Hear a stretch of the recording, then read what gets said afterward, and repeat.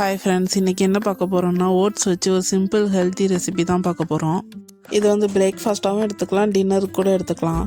அதுக்கு ஒரு 2 cup oats எடுத்துக்கோங்க. அதை தண்ணி ஊற்றி நல்லா ஊற வச்சுக்கோங்க. ஒரு 15 to 20 minutes ஊறி வந்ததும் அதில் 2 முட்டை சேர்த்து நல்லா மிக்ஸ் பண்ணிக்கோங்க. அப்புறம் கேரட், பீன்ஸ், ஆனியன், கேபேஜ், அப்புறம் ஒரு பச்சை மிளகாய் சேர்த்து நல்லா மிக்ஸ் பண்ணி விடுங்க. இந்த மாதிரி டயட்டில் இருக்கும்போது 2 எக்கில் நல்ல வெஜிடபிள்ஸ்லாம் போட்டு சாப்பிட்டா நம்ம வயிறும் ஃபில்லிங்காக இருக்கும், ஹெல்த்தியாக சாப்பிட்ட மாதிரி இருக்கும், ரொம்ப நேரத்துக்கு பசிக்காது.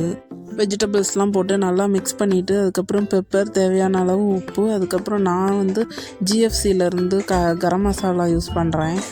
அந்த கரம் மசாலா இல்லைன்னா நீங்கள் நார்மலாக எப்போவும் யூஸ் பண்ணுற கரம் மசாலா கூட ஒரு சில்லி பவுடர் சேர்த்துக்கோங்க கொஞ்சமாக.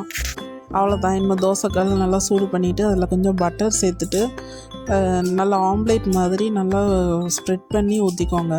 அதுக்கப்புறம் மூடி போட்டு மீடியம் ஃப்ளேமில் வச்சு நல்லா வேக விடுங்க. 2 சைடும் நல்லா பரட்டி போட்டு வேக விட்டு எடுத்திங்கன்னா ஓட்ஸ் ஆம்லேட் ரெடி ஆயிரும். நீங்களும் ட்ரை பண்ணி பார்த்துட்டு எப்படி இருந்துச்சுன்னு சொல்லிட்டு கமெண்ட் பண்ணுங்கள், லைக் பண்ணுங்கள், வீடியோ ஷேர் பண்ணுங்கள்.